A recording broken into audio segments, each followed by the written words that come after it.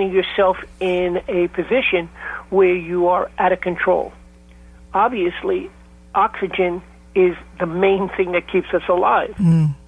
So, and oxygen, of course, is a bunch of other gases, but we won't go into that. No. Now, what happens is in diving, a person experiences, as you have mentioned to me, the first connect with the fact that, oh my gosh, I can hear my heart, I can hear my lungs, and they are beating beyond the capacity for me to understand that, because that is really fear. You've put on a mask, and you have an apparatus in your mouth that is completely foreign to you.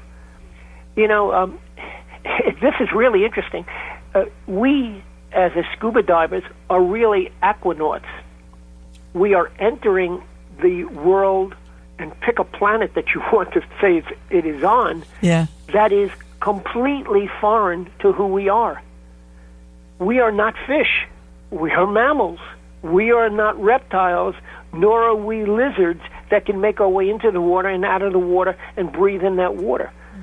There is an innate fear of not being able to take a breath. So what you learn to do, at least the really professional people have learned, is you learn to slow your breathing down so that you can control the amount of oxygen you bring into your lungs.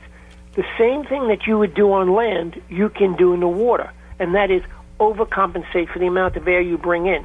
And that's why you find people who are sucking in air so quickly, screaming, I can't breathe, I can't breathe, I can't breathe. It is that overwhelming fear of not being in control.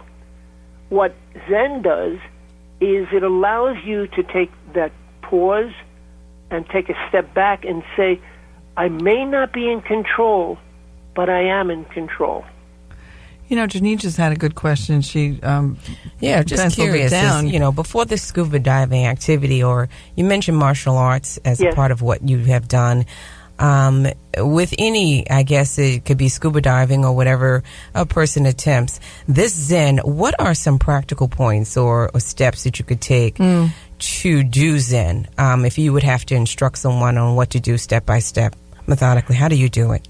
Well, being a student of the philosophy of Zen, not being a teacher, I will tell you from my aspect of how I approach it. Perfect. The first thing you want to do, if you want to be able to get into a Zen state, is the first step is learning how to let go. Yeah. Not easy at all. Right. One of the baby steps is learning how to meditate. Meditation is really a first step in learning how to reach a Zen state of mushin, of being of no mind. You did mention, as I had mentioned to you, that I'm a martial artist. I have been and I am still a proponent of a martial art called Aikido. Aikido, I have been training for, 32, 33 years.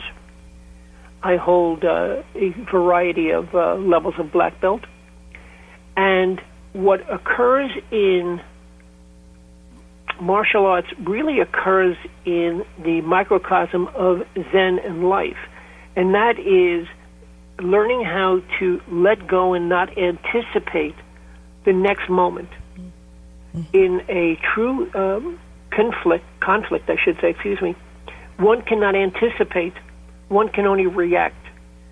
Now, what you end up doing is, in Zen, in learning how to let go, is to be able to respond in a fashion that is less of a conflict with yourself to, I anticipate I'm going to do this because he's going to do that.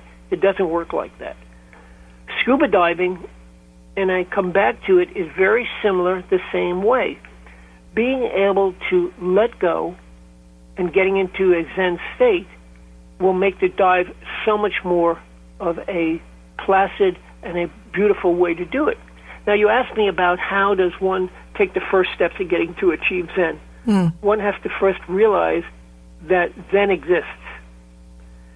That's the first thing. You can't lead someone to water and make them drink, as you know what I said. It just happens. So for me, it is a state of constant accepting of the fact that things come in focus and they go out of focus. And you have to learn how to let go of those things that interfere with what you're attempting to do. I'm also an artist, and I didn't know if Joan had shared that with you. But being an artist, one has to be able to see without making judgments before you do. And that's what's very, very, very similar to Zen. You need to be able to see and let go before you make a judgment. The easiest way is, we've all seen drawings that are of Egyptian in nature, you know, with the eyes on the side, and we all have seen drawings of how people are supposed to look. When you do a drawing or a portrait, those influences are there on top of you. We've all learned how to see it. And so what happens is many people start to draw from their mind as to what they want that picture to be. Mm-hmm. That is the worst way to approach doing portrait drawing, which I also teach. What you need to be able to do is, and this I say, is to stop thinking about what you're going to draw and open up and see what is in front of you.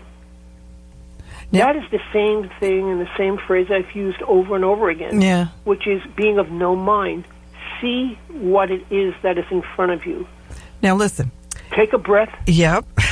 And don't I've been breathing. judge. I've been breathing here very smoothly and stuff. This conversation is really good, healthy for me. So, but now that you've got a sport, scuba diving is a sport. Yes. And you've got art, and everybody approaches it from different ways. But particularly with scuba diving, because you really put Zen and scuba diving, and I get it, because water itself kind of closes out sound, and kids always lay at the bottom of the pool, and they always kind of float until they can't hold their breath any longer. So it's almost like a natural thing in development to be in water and enjoy it. We come from water. We come from water. Yes. But now, what kind of feedback do you get from when you go scuba diving? I'm sure everybody isn't as familiar with the Zen mode as you. Do you share that with them? And if they know it, what kind of feedback do you get from the other scuba divers? Well, you know, there are two ways to go scuba diving. Yeah. The first is you go on a group boat. Yeah. And you go down with a whole bunch of people. Mm-hmm. And it's it's kind of like a car race. Everybody's zooming all over the place to see what they're going to see. And, you know, you're supposed to have a partner, and your partner's doing his thing, and you're doing your thing. And all of a sudden, somebody waves and says, okay, it's time to go up. That's one way. And, of course, I've condensed it very quickly. The other way is, and it is a far more luxurious way to scuba dive, is to go out one-on-one with a dive master. This way, you end up having the ability to do what you want to do, but someone is watching you all the time to make sure that you do not run into trouble. So if you end up going that way, you end up having a greater sense of peace, because you're no longer thinking, where's my buddy? I've got to find my buddy, because that's very important in scuba diving. Mm-hmm. But you do know that you're in connect to somebody who is with you all the time. So you have a one-on-one relationship. So I hope that answers the question for you. Yeah. I was just wondering if a scuba diver ever came up to you and said, why are you looking so peaceful out there, Harry? You know? Actually, I have to think about that. Why? Sometimes people talk about their experiences with diving. No one's ever come up to me and said, why do I look so peaceful? But that's an interesting question. I think that's so fun. But I just know water. I mean, I just remember as a kid laying on the bottom of the pool, looking up. You don't hear anything.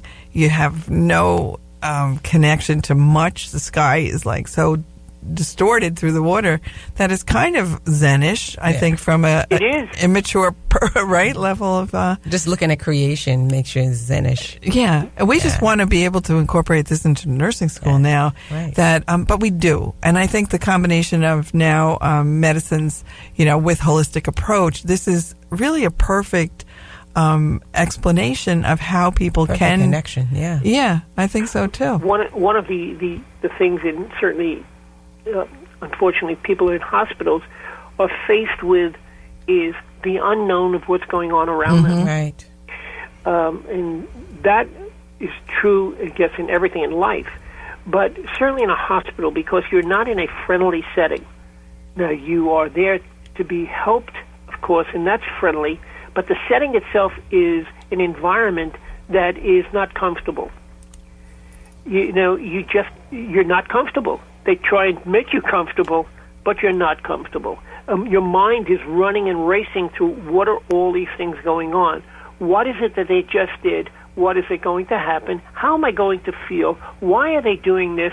They're telling me what they're doing, but I don't really know what they're doing. All of these things lead to, of course, in hospitals, anxieties. Patients are very, very uncomfortable. And again, this is my assumption. I hate to use that word, but I would tend to think as most recently, I'll give you a very health interesting perspective about it. I was in the hospital because I had chosen to go into a hospital to have a kidney stone removed.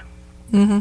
Yeah. Now, kidney stones are probably one of the most painful things you have ever, or someone can experience, and I'm going to say you. And I chose to be proactive about it because of a variety of reasons and timing. And the doctor who I had, she said to me, she says, you're really so relaxed. And I said, well, yeah, I'm very much at comfort and at peace, putting my trust in who you are and what you're doing. I'm not wondering how you're going to do what you're going to do. And that is one of the really clear aspects of being a person who has certainly been a big proponent of Zen, of letting go. And that's something that occurs in every aspect of a woman or a man being in a hospital. Fear. Larry, that's like the perfect takeaway sentiment that you could have given. And we want to thank our guest, Larry Aaron. And we want to be very grateful for the fact that he wrote the book Zen and Scuba Diving. And we want to thank you for listening to Your Family's Health. This brings an end to another edition of Your Family's Health on 90.3 FM, the voice of Nassau Community College. Joan Buckley is professor of nursing at Nassau Community College. Your comments are always welcome at whpc@ncc.edu. This program was produced at the studios of WHPC 90.3 on the campus of Nassau Community College. Join us again next week for another edition of Your Family's Health.